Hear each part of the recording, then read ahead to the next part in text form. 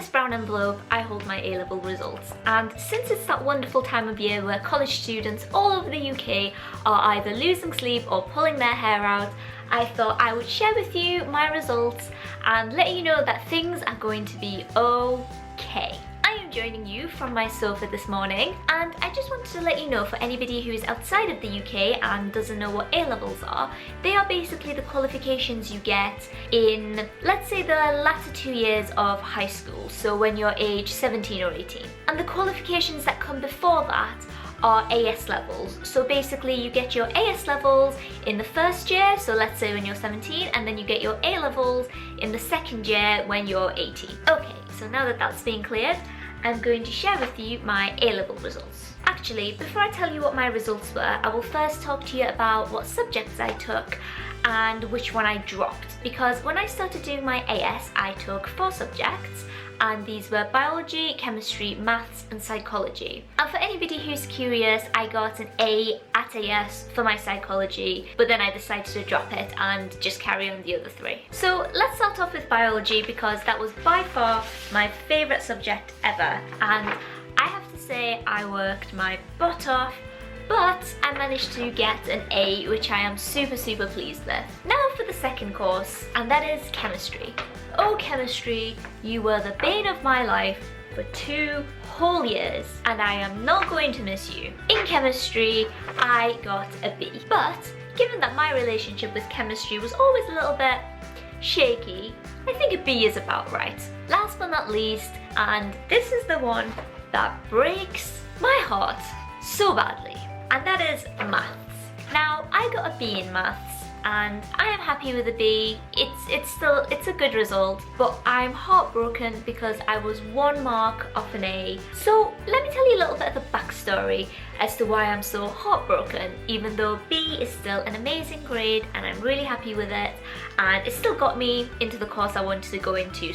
But basically, in my maths exam, there was one question, a very easy question, which required you to remember a formula, like a super basic formula. I can't remember off the top of my head what question it was, but all you had to do was remember a really basic formula, and then that was an easy 3 marks. But I went into that exam flustered and exhausted and probably underslept, and I forgot this very basic formula. So yeah, there were my results. I got an A and 2 Bs. Although I joke about being heartbroken about that B in maths, I have to say I am super thrilled with what I got, because guys, I worked so hard. Unlike some people I know, I'm not one of those students who doesn't have to do a lot of thinking and doesn't have to do a lot of work and still manages to get amazing grades. I had to work my butt off.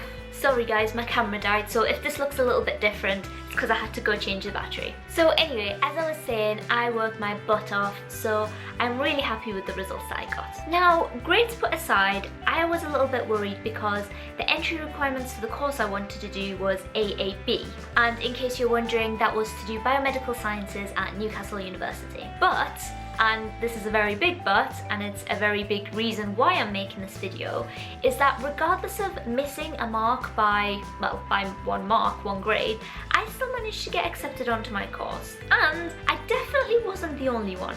In fact, at Newcastle, when I eventually got there, I had a friend who was doing marine biology, and he said that his course requirement was ABB, yet he still got accepted with BCC, which is 1 grade below on all 3 other courses that he did. So it's good for me to just let you know this, because if you do want to go to a university and you're worried because you feel like you've missed a grade, do not worry, because so many universities will still take you on and you will still be able to get a place onto your chosen course. And if not, clearing is always an amazing option. I had a few friends who went to university through clearing, and they loved their course and they had an amazing experience. And I feel like once you're at a university, you don't really dwell about not having gone to your first choice. You just kind of get on with it, and they all had an amazing experience. So if you're in that position, do not worry. There is also one more experience that I want to share with you, because it's something I wish I heard when I went to university, or before I went to university. Because I got ABB, and the course requirements were AAB, I remember when I got there, especially when I was speaking to some students who had got 4 A stars or 4 A's and they had done incredibly well, I remember feeling insecure and feeling like maybe I shouldn't be on this course with all of these like super clever people. But let me tell you, A-level results do not define you. Despite the fact that I didn't meet the original grades to get into my course, I still graduated with a first class. So if you're in that situation, don't worry about it. A-levels do not define you. Just think of them as kind of a bridge between school and university, and once you're there, everyone is on the same playing field, level playing field. What is wrong with me today? I can't do words today. So if you received your results today, let me know how you did. Did you do well? Did you do not so well? Would you like to change anything? Just let me know your experiences down below and we can have a little chat down there. Anyway, I am going to go, so I hope that all of you who got your results today did amazingly. And for the rest of you, I hope you're still having an amazing day. Take care, and I will see you next time. Mwah.